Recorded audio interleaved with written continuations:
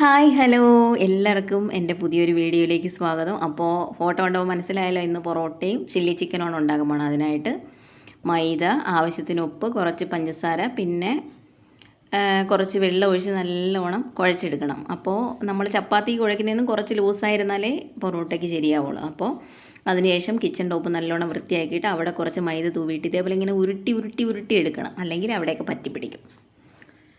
പിന്നെ ഇന്നെൻ്റെ ട്രോഫിയുടെ ബർത്ത്ഡേ ആയിരുന്നു. അപ്പോൾ അവന് പൊറോട്ടയും ചില്ലി ചിക്കനും തിന്നണമെന്ന് ആഗ്രഹം ഉണ്ടായിരുന്നു. അമ്മ തന്നെ ഉണ്ടാക്കണമെന്ന് പറഞ്ഞത് കൊണ്ട് ട്രൈ ചെയ്യുവാണ് കേട്ടോ. പൊറോട്ട ഉണ്ടാക്കാൻ അറിയാവുന്നവരാരും ഇത് കണ്ട് ചിരിക്കരുത്, എനിക്കതേ പറയാനുള്ളൂ. അപ്പോൾ ഇത് കുഴച്ചിങ്ങനെ നല്ല സെറ്റായിട്ട് ഇങ്ങനെ കുഴച്ചെടുക്കണം, എങ്കിലേ പൊറോട്ട നല്ല സോഫ്റ്റായിട്ടിരിക്കുകയുള്ളൂ. അപ്പോൾ അതിന് ശേഷം കുറച്ച് നെയ്യും കുറച്ച് എണ്ണയും കൂടെ ഒഴിച്ച് മിക്സ് ചെയ്തിട്ട് ഇങ്ങനെ ഒരു പാത്രത്തിൽ ഇട്ടിട്ട് അതിൻ്റെ മുകളിൽ ഈ എണ്ണയും കൂടെ തടവി ഒരു നനഞ്ഞ തോർത്തിട്ട് അടച്ച് ഒരു 2 മണിക്കൂർ വെച്ചേക്കണം. അപ്പോൾ ചില്ലി ചിക്കൻ ഉണ്ടാക്കാനായിട്ട് ചിക്കനകത്ത് ഒരു മുട്ട പൊട്ടിച്ചൊഴിച്ചു, പിന്നെ ഇഞ്ചി വെളുത്തുള്ളി പേസ്റ്റ്, മുളക് പൊടി, കുരുമുളക് പൊടി, പിന്നെ കുറച്ച് വിനാഗിരി, പിന്നെ ഒരു 2 കരണ്ടി മൈദയും 3 കരണ്ടി കോൺഫ്ലവറും ചേർത്തിട്ട്, ഉപ്പ് ഞാൻ പറഞ്ഞ എന്തോ കേട്ടോ. അപ്പോൾ അതിനുശേഷം അത് നല്ലോണം മിക്സ് ചെയ്ത് ഒരു അരമണിക്കൂർ റെസ്റ്റ് ചെയ്യാൻ വച്ചേക്കണം.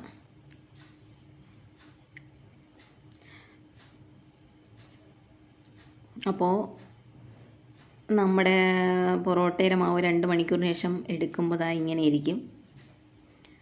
അപ്പോൾ അതൊന്നുകൂടെ എടുത്തൊന്ന് കൈ കൊണ്ട് നല്ലോണം ഒന്നുകൂടെ ഒന്ന് കുഴച്ചൊക്കെ എടുത്തതിന് ശേഷം ഇങ്ങനെ ഉരുളകളാക്കി എടുക്കണം കേട്ടോ.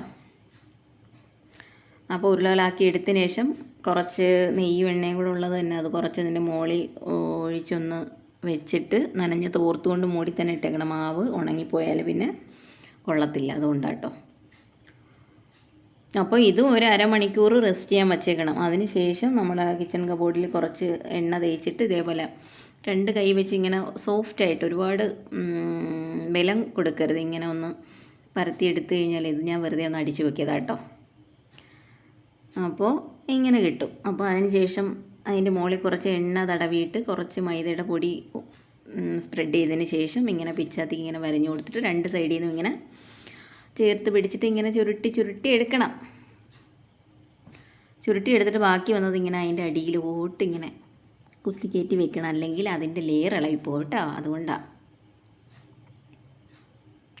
അപ്പോൾ അതും ഇങ്ങനെ എണ്ണ തേച്ച് വെച്ചേക്കണം, അല്ലെങ്കിൽ ഉണങ്ങിപ്പോവും. എന്നിട്ട് തോർത്തിട്ട് വെച്ചേക്കണം. അപ്പോൾ അതെല്ലാം അങ്ങനെ സെറ്റ് ചെയ്തതിന് ശേഷം ഇങ്ങനെ വെച്ചേക്കുന്ന മാവ് ഇങ്ങനെ എടുത്ത് പരത്തി എടുക്കണം. അപ്പോൾ എൻ്റെ വീഡിയോ ആദ്യമായിട്ട് കാണുന്നുള്ളവർ സബ്സ്ക്രൈബ് ചെയ്യണം, ഇഷ്ടപ്പെട്ട ലൈക്ക് ചെയ്യണം കേട്ടോ. അപ്പോൾ അതിനുശേഷം ചൂടായ പാനിൽ കുറച്ച് എണ്ണ തേച്ചിട്ട് ഇങ്ങനെ ചുട്ടെടുക്കണം. അപ്പോൾ ചുട്ടെടുക്കാനൊക്കെ നിങ്ങൾക്കറിയാമല്ലോ, ഇതൊക്കെ നമ്മൾ പഠിപ്പിക്കേണ്ട കാര്യമൊന്നുമില്ലല്ലോ അല്ലേ.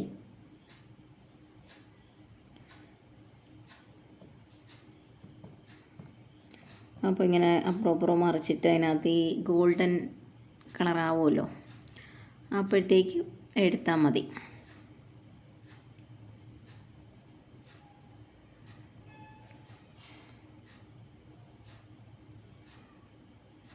അപ്പോൾ 2-3 എണ്ണ ആകുമ്പോഴത്തേക്ക് ഇങ്ങനെ എടുത്തിട്ട് ഇങ്ങനെ നമുക്ക് ദേഷ്യമുള്ള ആരെങ്കിലും മനസ്സിൽ വിചാരിച്ചിട്ട് വീണ ഇങ്ങനെ ഇടിക്കാൻ കേട്ടോ, എങ്കിലേ നല്ല സോഫ്റ്റ് ആവത്തുള്ളൂ. അപ്പം കുറച്ചൊക്കെ ലെയറൊക്കെ കിട്ടിയിട്ടുണ്ട്. വീട്ടിലുണ്ടാക്കിയില്ലേ, അതൊക്കെ മതി.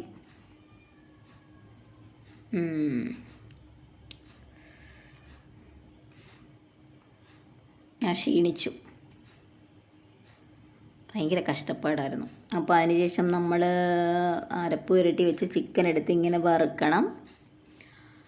അപ്പോൾ ഒന്ന് നല്ലോണം ഫ്രൈ ആകുമ്പോഴത്തേക്കും കോരിയെടുക്കണം. അതിന് ശേഷം കുറച്ച് എണ്ണ ഒഴിച്ച് അത് ചൂടാകുമ്പോൾ വെളുത്തുള്ളി ഒരു 6-7 അല്ലി വെളുത്തുള്ളിയും കുറച്ച് ഇഞ്ചിയും കൂടെ അരിഞ്ഞതിട്ട്, പിന്നെ സവാള ഇങ്ങനെ ക്യൂബ്സായിട്ട് അരിഞ്ഞിട്ട് അതിൻ്റെ ലെയർ ഇളക്കിയെടുക്കണം. പിന്നെ ഒരു ക്യാപ്സിക്കം കൂടെ ഇട്ട് അതിൻ്റെ ഇടയ്ക്ക് പച്ചവളം ഇട്ടായിരുന്നു കേട്ടോ. പിന്നെ ഒരു 3 കരണ്ടി ടൊമാറ്റോ സോസ്, 2 കരണ്ടി സോയാ സോസ്, 1 കരണ്ടി ചില്ലി സോസ്, ഇത്രയും ഇട്ട് ഒന്നുകൂടെ ഒന്ന് ഇളക്കി യോജിപ്പിക്കണം.